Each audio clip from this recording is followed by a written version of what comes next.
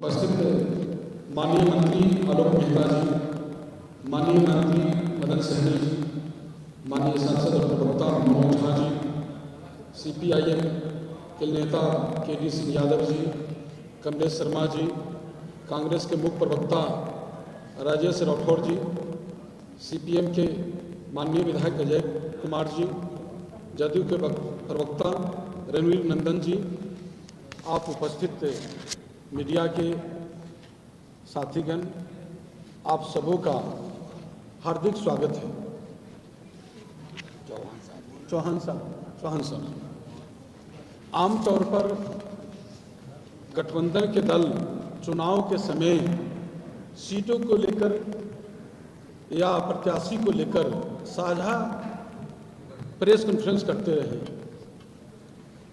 लेकिन हम लोग ने नई शुरुआत करते हुए यह तय किया है कि महागठबंधन के नेता नियमित रूप से साझे प्रेस कॉन्फ्रेंस करते करेंगे।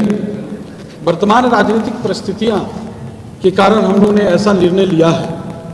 बिहार में महागठबंधन की सरकार बनने के बाद पटना से लेकर दिल्ली तक बीजेपी के नेता की नींद उड़ गई।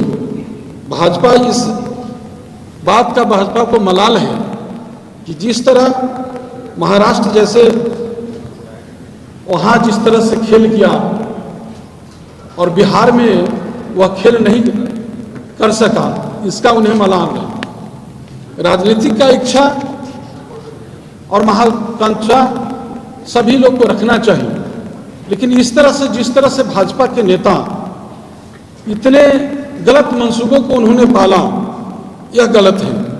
उसे किसी भी केंद्र पर सत्ता में बने रहने का, और इस तरह से उन्होंने जो राजनीतिक CBI, ED और इनकम टैक्स के चाहे जितना भी दुरुपयोग कर ले, देश की जनता अब उनको खेल को समझ चुका है। अब 2024 में उनका खेल समाप्त होने वाला है। अभी हाल के दिनों में हम लोग देख रहे हैं कि लगातार जो सुशील कुमार मोदी जी हैं लगातार बयान दे रहे हैं। तो मैं बताना चाहता हूं मोदी जी को कि आप माननीय हमारे सर्वमान्य नेता मुख्यमंत्री जी का आप मित्र हैं, जिस कारण आपको बीजेपी वालों ने साइड किया है, और आपको दिल्ली के भरोसे ठीका नहीं टूटता है। आप महागठबंधन पर जो कमेंट कर रहे हैं, महागठबंधन का दही जो है पूर्णतः जमा हुआ है, बहुत अच्छा से जमा हुआ है। पूरे महागठबंधन के नेता एकजुट होकर आपके खिलाफ, पूरे बीजेपी के खिलाफ बिगुल फूंक दिया है। ये बिहार की समाजवादियों की धरती है, इस धरती से बिगुल फूंक दिया गया है। आप क्या क्या करते रहे हैं सब लोग जानते हैं, जनता जान चुकी है। इसलिए मैं आगे के कार्य के लिए, मैं ब्रीफ करने के लिए मैं मनोज झा जी को देता हूं। शुक्रिया अध्यक्ष जी। साथियों, आप सबका बहुत बहुत धन्यवाद। ये महत्वपूर्ण प्रेस कॉन्फ्रेंस है। जैसा आप देख सकते हैं, हमारे बाएं से लेकर दाएं तक महागठबंधन दल के तमाम नेता इसमें शिरकत कर रहे हैं।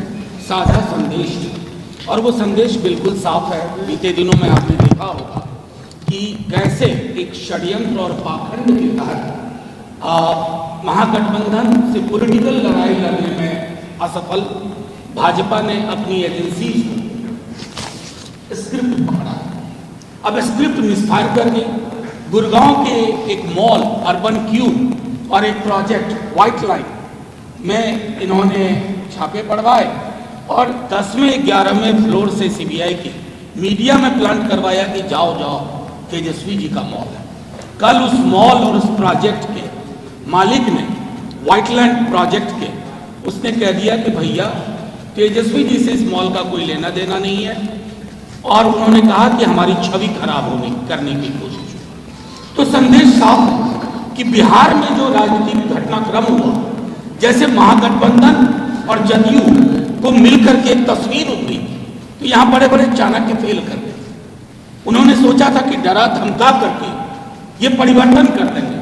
तो बिहार एक संदेश दे रहा है लगातार महागठबंधन के तमाम नेताओं की उपस्थिति कि बाज आइए अपनी हरकतों से, नहीं तो गांधीवादी सत्याग्रह करेंगे, गुलाब का फूल लेके घूमेंगे और आपकी राह मुश्किल कर देंगे। इस श्रृंखला में आगे की बात के लिए मैं माननीय मंत्री मदन सहनी जी को आमंत्रित करूंगा।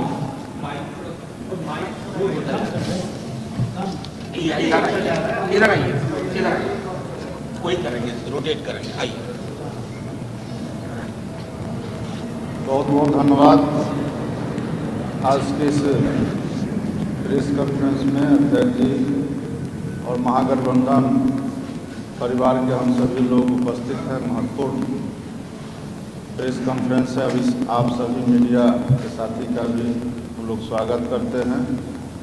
और जैसा कि माननीय सांसद श्री मनोज झा जी ने आपको बताया, ये बीते 10 दिन के अंदर जो इस बिहार के अंदर या देश के अंदर घटनाक्रम हो रहा, और जिस तरह से सीबीआई का, आयकर विभाग का और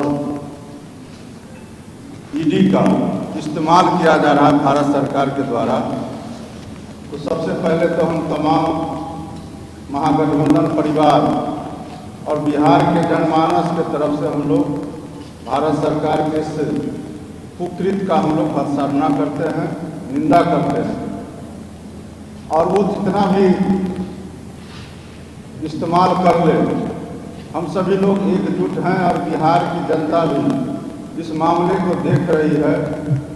और पहले ही बहुत सारे लोग जो आज बिहार के नेता जो आज हम लोग के विपक्ष में चले गए, बहुत सारे लोग माननीय मुख्यमंत्री जी के बारे में बोलते हैं, लेकिन उन्हीं के कृपा से सभी लोग लोकसभा का या बिहार विधान परिषद का चुनाव या विधानसभा का चुनाव जीत करके गए और केंद्र में मंत्री बने हुए, और आज वो माननीय मुख्यमंत्री जी से मुकाबला कर रहे हैं। हम लोग इस प्रेस के माध्यम से उनको खुला चुनौती देते हैं कि उनके अंदर अगर थोड़ा भी नैतिकता बचा हुआ तो माननीय मुख्यमंत्री जी के नाम पर वो चुनाव लड़े थे और जीते थे।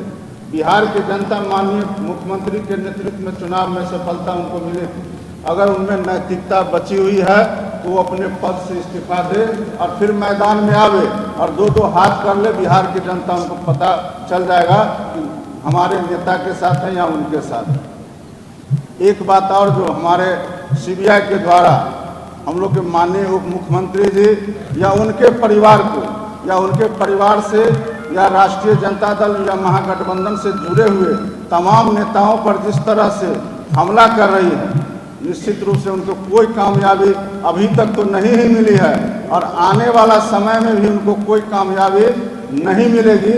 इसलिए कि हम लोग सच के साथ हैं और सच के साथ परेशान हो सकता है लेकिन पराजित नहीं हो सकता।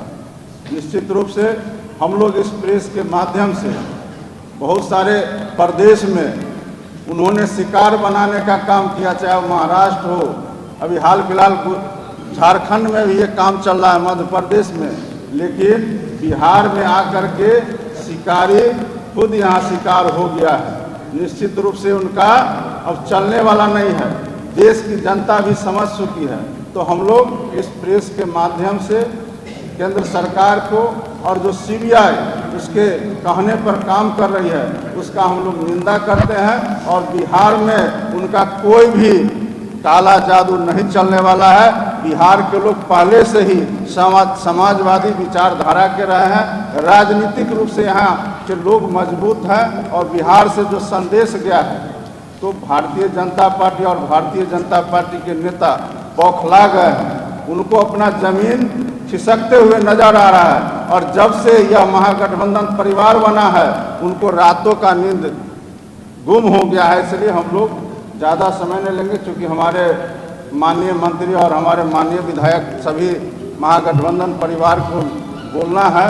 लेकिन एक बात जरूर हम लोग सुनते थे इन्हीं के नेता के द्वारा कि विश्व गुरु बनाने के लिए चले थे। हमको तो लगता है ये गुरु घंटाल लोग विश्व गुरु तो नहीं, लेकिन बिहार में और देश में लोगों के बीच में इन लोगों ने जो आपस में लड़ाने का काम किया है अब आने वाला समय में इनका दाल नहीं गलने वाला है। निश्चित रूप से बिहार में भी और देश में भी महागठबंधन परिवार निश्चित रूप से सफलता हासिल करेगा। बहुत बहुत धन्यवाद। शुक्रिया। अब मैं इस श्रृंखला में हमारे कॉमरेड अजय जी से आग्रह करूँगा। आज के प्रेस कॉन्फ्रेंस में आप तमाम पत्रकार भाइयों का स्वागत है और हमारे महागठबंधन दल के तमाम नेतृत्व के साथी यहाँ पर बैठे हुए हैं। एक्चुअली प्रेस कॉन्फ्रेंस की ज़रूरत क्यों पड़ी, इसके बारे में जदयू के प्रदेश अध्यक्ष उन्होंने अपनी बात को रखा और फिर राज्यसभा के सांसद राजद के बड़े नेता मनोज झा जी ने रखा, फिर मदन जी माननीय मंत्री जी ने अपनी बात को रखा। आप देख रहे हैं कि बिहार के अंदर पिछले ऐतिहासिक दिन को एक फैसला लिया 9 अगस्त को, जब क्रांति दिवस का दिन था, और उस दिन फैसला लिया कि बिहार के अंदर जो धर्म के आधार पर जो ध्रुवीकरण करने का काम भाजपा कर रही थी और जिसकी शुरुआत वो गुजरात से किया था, आपको याद होगा गोधरा की दंगा, वहाँ से शुरू किया था और उसके बाद कई राज्यों को लेते हुए वो बिहार में शुरू कर दिया था। दरअसल वो इसकी शुरुआत जो किया था बिहार में आकर के, वो यूं ही नहीं किया था, बल्कि आप पिछले दिनों देखा था कि कई राज्य में चुनी हुई सरकार को उसने पैसे के बल पर डिमोलिश किया था। मध्य प्रदेश को किया था, फिर गोवा को किया था और उसके बाद महाराष्ट्र को आखिरी में किया और उसके निशाने पर बिहार था। बिहार के अंदर वो अपनी राज सत्ता अकेले वो बनाना चाहती थी और उस हिसाब से वो अपनी प्रक्रिया को तेज कर दिया था। उनके जो थैले शाह हैं वो बिहार आ चुका था और उसने दर्जनों विधायकों को टटोलने का कोशिश किया था और उससे संपर्क किया था और इसकी जानकारी मिल गई थी। तो फिर बचा क्या था? हम तो पहले से ही कह रहे थे कि इस देश को अगर बचाना है तो इस देश के संविधान की रक्षा करना होगा और संविधान की रक्षा के लिए एकमात्र रास्ता है कि भारतीय जनता पार्टी को सत्ता से अलग करना होगा। दिल्ली की गद्दी से अलग करना पड़ेगा और बिहार की गद्दी से भी उसको हटाना पड़ेगा। और ठीक वो समय आया। मैं आदरणीय मुख्यमंत्री जी को मैं धन्यवाद देता हूं, उन्होंने बहुत ही साहसिक कदम उन्होंने उठाया और फासिस्टिक जो चरित्र आरएसएस का, भाजपा का जो है, जो पूरी देश के अंदर जो भाईचारा है उसको ध्वस्त कर दिया था, उसको तो छोड़ करके उन्होंने महागठबंधन के साथ आकर के सरकार बनाई। पूरे बिहार की जनता ने इसको वेलकम किया और पूरे देश की जनता वेलकम किया। वेलकम इसलिए किया कि जरूरत था कि जो भाजपा की जो अश्वमेध का घोड़ा जो ये छोड़े हुए था, इसको कहीं ना कहीं लगाम लगाया जाए और कोई तो लगाम लगाएगा और बिहार की जो है धरती पर उसको आदरणीय मुख्यमंत्री जी और तेजस्वी जी के नेतृत्व में महागठबंधन ने फैसला लिया और उसको लगाम लगा दिया और वो फैसला हो गया और उस फैसले ने एक देश को रास्ता दिखाया कि भाजपा आरएसएस की ताकत 24 में जो मानसिकता बनाए हुए था कि हर हाल में हम सत्ता को हासिल करेंगे, वो नहीं कर सकता। और इन बातों से ना सिर्फ बिहार के भाजपा के लोग बौखला हैं। मैं तो आपको कह रहा हूं कि गृह मंत्री अमित शाह जी जो कहते थे कि जीतेगा कोई, सरकार हमारी बनेगी। आपको याद होगा कर्नाटक की सरकार जब बन रही थी तो उनके तो नींद उड़ गए होंगे, रात में मोदी जी को नींद नहीं आई होगी, क्योंकि बिहार जब कोई फैसला लेता है तो वो देश को एक रास्ता देता है और वो रास्ता दे दिया कि इस देश के अंदर जो संविधान है सेकुलरिज्म का, उसको तोड़ने की जो कोशिश किया, अब इस देश में सेकुलर ताकत ही 24 में देश की गद्दी को हासिल करेगा और सेकुलरिज्म की रक्षा करेगा और इस देश की संविधान की हिफाजत करेगा। इस बात से बौखला करके ईडी, सीबीआई, इनकम टैक्स जो एक संवैधानिक संस्था है और इसको वेजा इस्तेमाल करके उसने ना सिर्फ बिहार के अंदर, आपको हम बता रहे हैं, आप मुंबई के अंदर भी देखिए, मुंबई में घटना घटी और उसके बाद जो कल तक उनके साथ थे तो वो धुले हुए थे, आज उनसे अलग हो गए, तब वो करप्ट हो गए, अब वो भ्रष्ट हो गए, तो उनको वो परेशान करते। और बिहार में जो वाकया चला कि 9 तारीख को जब हम लोग फैसला ले रहे थे तो ईडी और सीबीआई सब पटना पहुंच चुका था। और मैं स्पष्ट तौर पर सीधे मैं चार्ज फ्रेम कर रहा हूं कि देश के प्रधानमंत्री के इशारे पर बिहार के अंदर जो है उप मुख्यमंत्री और उनके पूरे परिवार के ऊपर जो छापामारी करने का काम किया और कई ठिकाने पर जो छापामारी करने का काम किया, मनोज झा जी ने बताया कि खुदा पहाड़ निकली चुहिया, उसने जो गुड़गांव में जो मॉल के बारे में बोल करके जो उसने किया उसे कुछ मिला नहीं। दरअसल ईडी और आपको सीबीआई इसका इस्तेमाल करती है विरोध की आवाज को दबाने के लिए। जो कोई भी भाजपा के खिलाफ, नरेंद्र मोदी जी के खिलाफ, गृह मंत्री जो देश के हैं मोदी अमित शाह जी के खिलाफ, उनके खिलाफ, आरएसएस के खिलाफ जो कोई भी बोलेंगे तो उनकी आवाज को दबाने के लिए वह ईडी का इस्तेमाल करते हैं, वो सीबीआई का इस्तेमाल करते और फिर इनकम टैक्स का इस्तेमाल करते। तो मैं भारत की कम्युनिस्ट पार्टी मार्क्सवादी की ओर से साफ तौर पर मैं उन लोगों को कह देना चाहता हूं कि बिहार की जनता संघर्षशील जनता है और इस देश के अंदर भी बहुत बड़े बड़े संघर्ष हुए हैं। लाठी और गोलियों से जो नहीं डरते,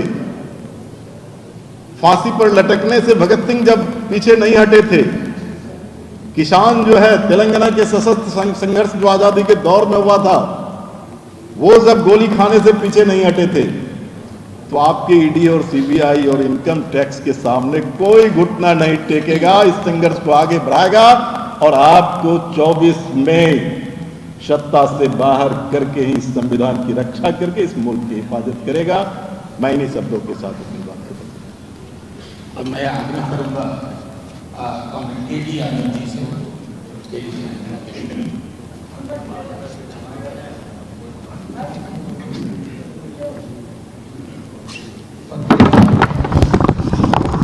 आप सबों को भाजपा पार्टी के तरफ से अभिनंदन करते हैं और आज महागठबंधन के तरफ से आपके सामने जो बातचीत रखा गया,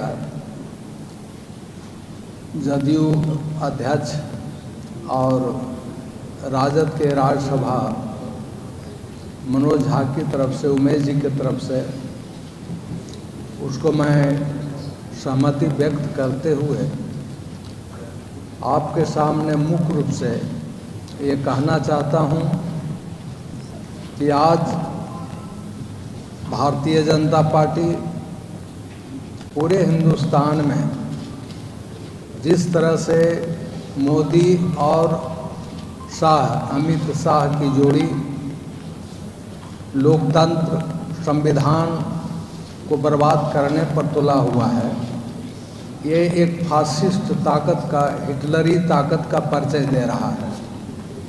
जिस तरह से जर्मन में हिटलर ने किया था 34 से 39 के बीच, उसी तरह से मोदी, अमित शाह 2014 से 19 तक और 19 से फिर 2023 तक ये लगातार कोशिश कर रहे हैं।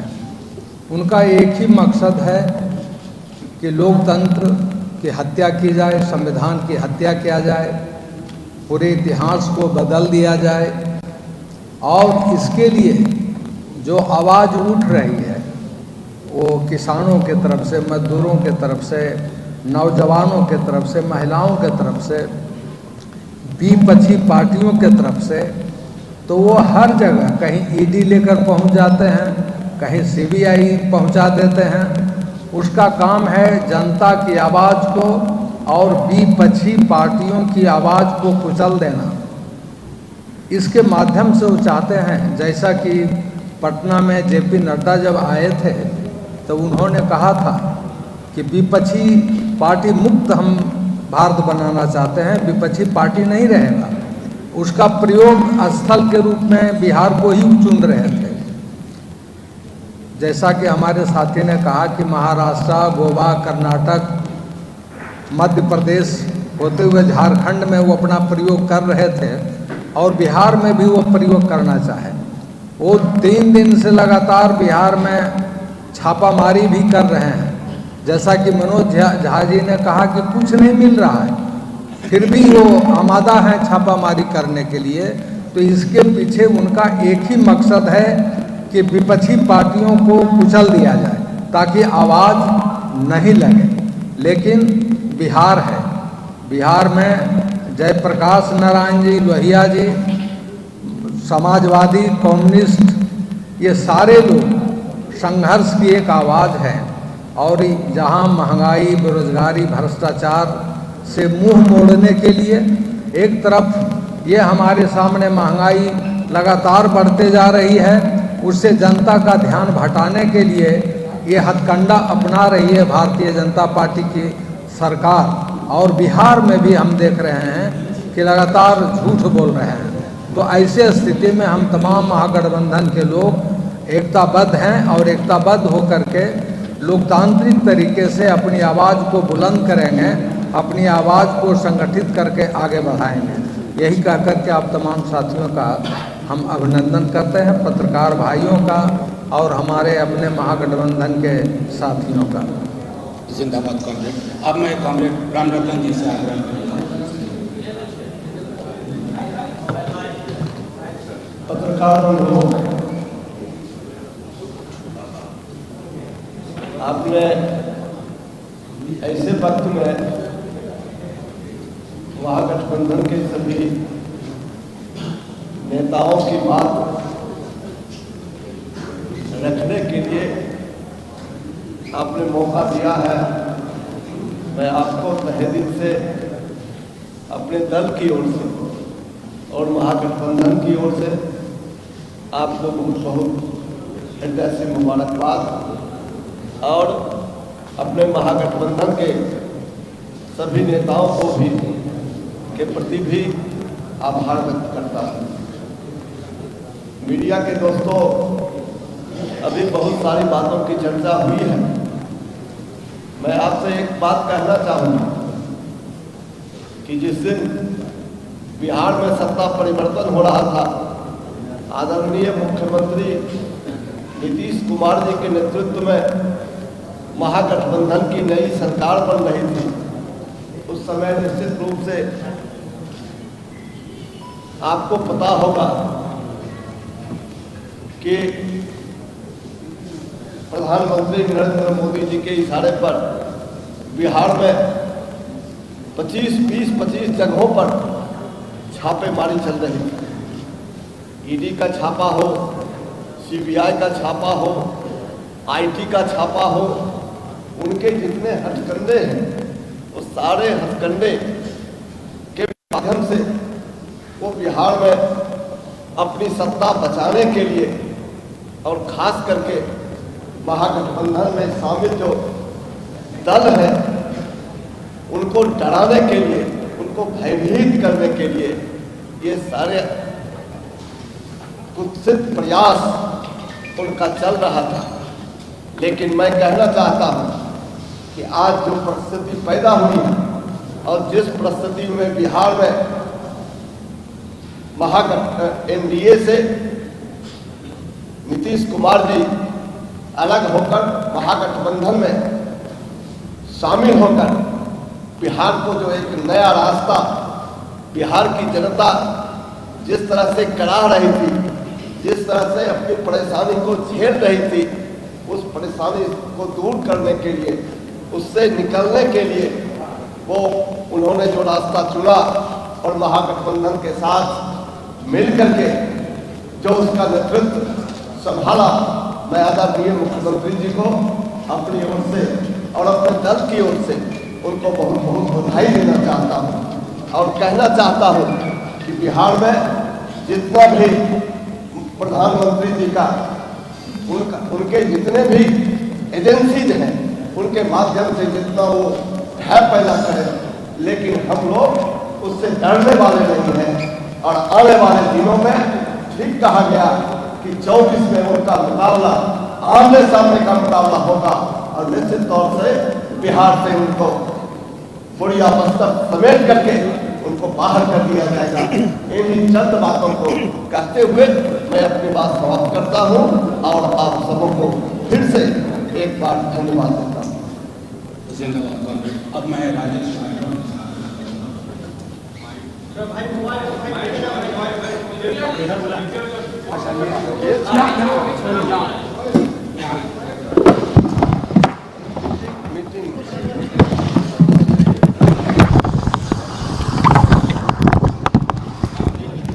उपस्थित मीडिया के साथियों, महागठबंधन के इस प्रेस वार्ता में मंच पे महागठबंधन के शीर्ष नेतृत्वगण, आज ये अहम प्रेस वार्ता में हमारे तमाम महागठबंधन के वरिष्ठ नेतागण बिंदुवार बात रख चुके हैं। अब बहुत कुछ नहीं है, परंतु ये परिस्थिति उत्पन्न क्यों हो रही है। आज न केवल बिहार में, संपूर्ण भारत में एक बेबाकी से जनता बोल रही है कि जहां भारतीय जनता पार्टी सरकार में है, ठीक से अपनी काम नहीं कर पाती है, जहां भारतीय जनता पार्टी विपक्ष में है, वहां विपक्ष की भूमिका नहीं निभा पाती है, तो विपक्ष की भूमिका निभाने के लिए ईडी, सीबीआई और आईटी को रखती है।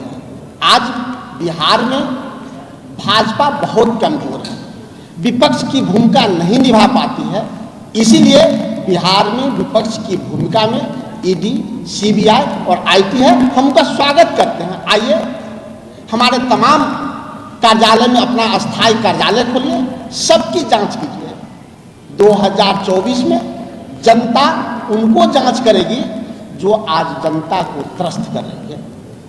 आपके माध्यम से यह कहने में कहीं कोई दिक्कत नहीं है कि भाजपा के एक झूठ बोले प्रवक्ता बड़े टीवी चैनल में बोल रहे थे, बड़े शो में बोल रहे थे कि लंदन के हर गलियों में प्रियंका गांधी का घर है।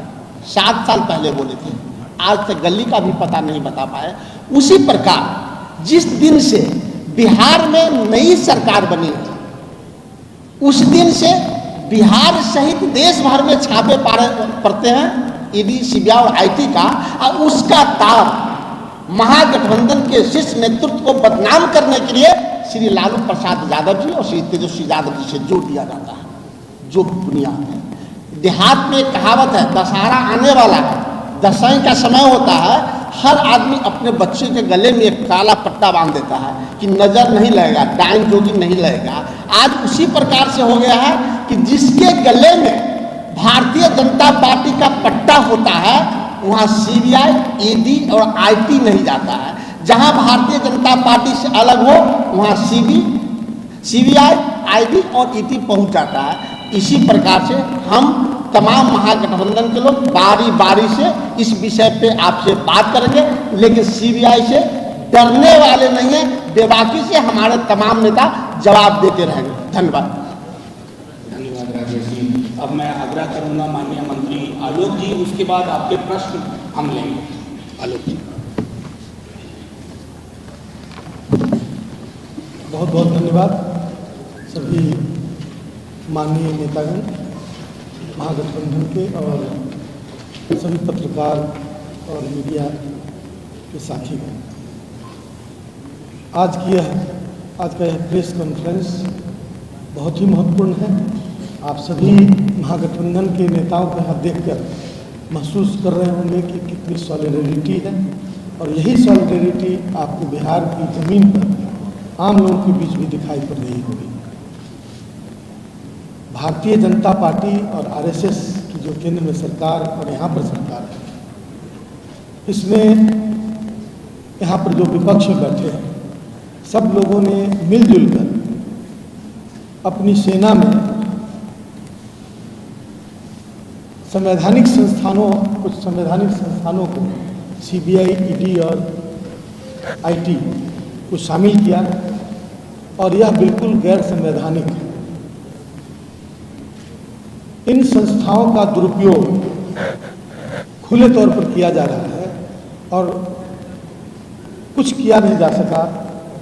डॉक्टर राम मनोहर लोहिया ने ऐसे ही वक्त के लिए राइट टू रिकॉल की वकालत की थी और मैं समझता हूं कि ऐसी विशेष परिस्थिति जब आदमी वोट से डरने लगे कि वोट नहीं मिलेगा तो उसके इंतजामात, जीतने के तरह तरह के तरीके और उठती हुई आवाज़ को दबाने के तरीकों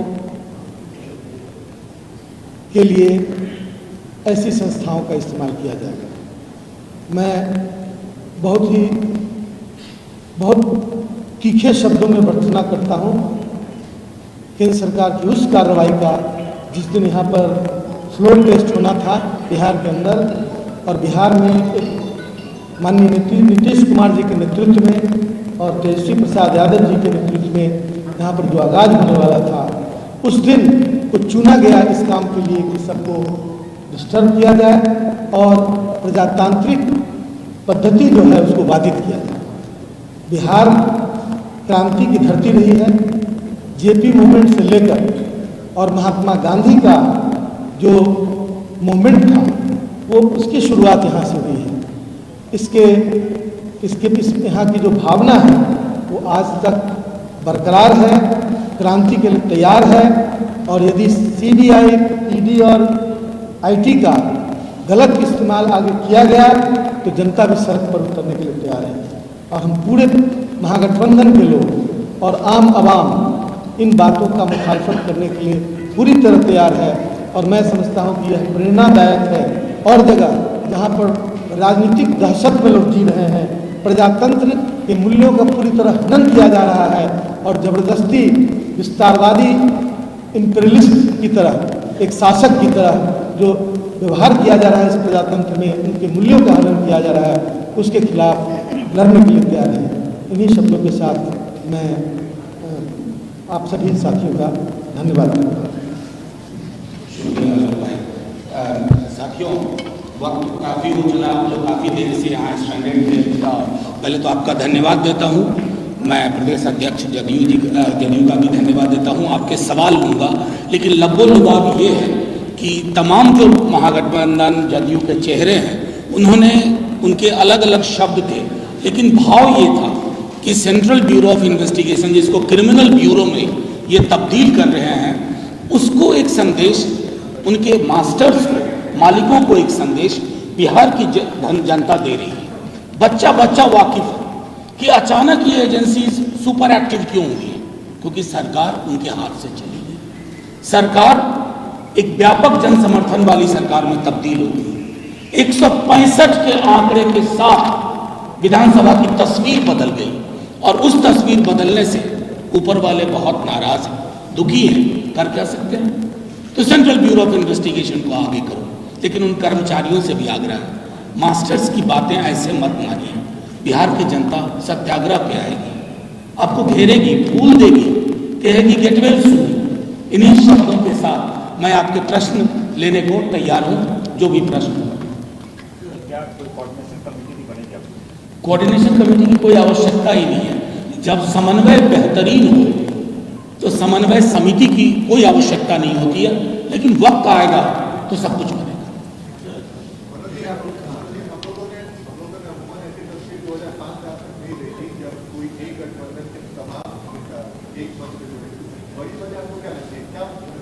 देखिए, आपके प्रश्न का बहुत धन्यवाद, बहुत संवेदनशील प्रश्न है।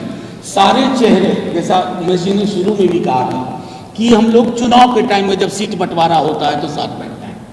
ये लोकतंत्र पे जब इतना बड़ा खतरा हो, संविधान पे खतरा हो, जब आप झूठ, व्हाइट लैंड, ये कागज भी मैंने रख लिया आपके समक्ष, आप पूरे दिन झूठ चलवाते रहे और जानते हैं मीडिया में भी कहां से प्लांट हुआ था। सीबीआई के सोर्सेस ने प्लांट किया। सीबीआई को किसने दिया? दिल्ली में बैठे मास्टर्स ने, मालिकों ने। और अगले दिन जब उस कंपनी ने ही कहा भैया क्यों हमें बदनाम कर रहे हो, कोई लेना देना नहीं है तेजस्वी जी का, सब चुप हो गए। क्या हम सीबीआई से ये नहीं कह सकते माफी मांगो? क्या उनके मालिकों से नहीं कह सकते हैं माफी मांगो? तो ये खतरा तेजस्वी यादव जी पे नहीं है, ये खतरा लोकतांत्रिक संवेदनाओं पे है।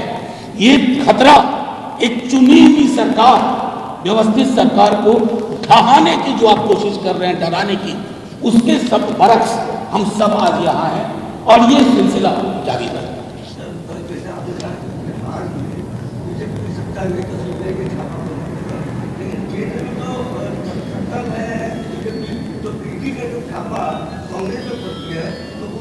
क्या होता है तो सरकार में रहती हो तो जितने छापा सुनते आपको कहते हैं कि सरकार ने करवाया है। मैं आपका प्रश्न नहीं समझा।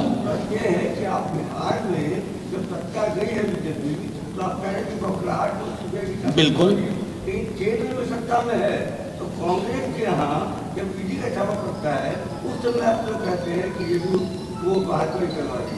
क्यों नहीं कहें? नहीं, क्यों नहीं कहें? आप विपक्ष के लोगों पर अपने इन तीनों संस्थाओं को छोड़ रहे हैं। क्या हासिल हुआ? मैं नाम लूं, एक चीफ मिनिस्टर है एक राज्य के, उनके खिलाफ डॉजियर छापा था बीजेपी ने, वो आज मुख्यमंत्री हैं उसी दल के। तो ये तो अद्भुत हो पाता है ना कि आपके पास एक इतनी बढ़िया वॉशिंग मशीन है जिसमें आप इंसान को घुसाते हो तो आपके दफ्तर में घुस करके वो पवित्र हो जाता है, और जब तक आपके खिलाफ है वो अपवित्र है। ये तो बच्चा बच्चा समझता है दोस्त मेरे। मनोज जी, सुशील मोदी एक हिसाब बता रहे हैं, गणित बता रहे हैं कि यदि उपचुनाव तेजस्वी यादव ये दो सीटों का उपचुनाव जीत जाते हैं तो मुख्यमंत्री के प्रबल दावेदार हो जाएंगे, जेडीयू को अलग कर देंगे। आपका रिएक्शन? सुशील मोदी जी के बारे में मैंने परसों एक बात कही, बड़े सुलझे हुए इंसान हैं, उलझे हुए रहते हैं इन्हीं चीज़ों में, इसलिए दरकिनार हो गए हैं बीजेपी से। जब नीतीश जी हमारे सीएम साहब और डिप्टी सीएम साहब ने नौकरी की बात की ना, पहला नियुक्ति पत्र सुशील मोदी जी को मिल गया। वो गायब थे, अब आजकल सुबह सुबह टाइट होकर के बैठ जाते हैं मीडिया के सामने, तो उनको तो रोजगार हमने दे दिया। ये तो उसके लिए उनको धन्यवाद देना चाहिए नीतीश जी का और तेजस्वी जी का। रही बात ये जो नारद मुनि टाइप करना चाहते हैं वो होगा नहीं, वो चाहते हैं अविश्वास हो। इस गठबंधन की बुनियाद स्नेह और विश्वास पर है, जो दो व्यक्तियों के बीच में ही नहीं है, नीतीश जी और तेजस्वी जी के बीच में नहीं, जमीन तक। और जब जमीन का गठबंधन होता है ना तो इस तरह के सुशील मोदी जी के बयान से कुछ भी नहीं होगा। 15 और 22 में 7 बरस का फर्क है, मैं देता हूँ 7 बरस का फर्क। इस 7 बरस में इतिहास ने बहुत कुछ देखा। इस 7 बरस में आज़ादी के बाद की इंस्टीट्यूशंस को खत्म होते हुए देखा। इस 7 बरस में तानाशाही रवैया देखा। इन 7 बरस में इतिहास को करवट लेते देखा। 15 और 22 में यही फर्क है। 15 और 22, 15 में जो हम लोग का महागठबंधन की सरकार थी, 15 से 17, उसमें जो हम लोग का जो सरकार में ऐसे अपमानित नहीं हुए जिस तरह से बीजेपी वाले लोगों ने किया। इस तरह से बीजेपी वाले ने गठबंधन को तार तार कर दिया। और जो सुशील मोदी जी जो आलाप लगा रहे हैं, उनके आलाप से क्या होने वाला है? ये न्याय के साथ समावेशिक विकास माननीय मुख्यमंत्री नीतीश कुमार जी के नेतृत्व में चल रही है। सब हमारे जो गठबंधन के जो लोग हैं, सब लोग का उनमें आस्था है। पूरे निश्चिंत रहिए, पूरे मजबूती के साथ ये चलेगी सरकार। एक सवाल उधर से था। अरे देखिए, मैं तो कभी कभी भाजपा, प्रधानमंत्री जी ने एक बार कहा था कि राजनीति से ह्यूमर खत्म हो गया है। तेजस्वी जी ने ह्यूमर लाने की कोशिश की थी। उमस का माहौल है, हर आदमी गर्म हो जाता है थोड़ी उमस में, तो उन्होंने कहा था कि ठंडा, मतलब नहीं तो जूस भिजवाएंगे, शरबत भिजवाएंगे, लस्सी भिजवाएंगे, सत्तू भिजवाएंगे, ठंडक के लिए ये आवश्यक है।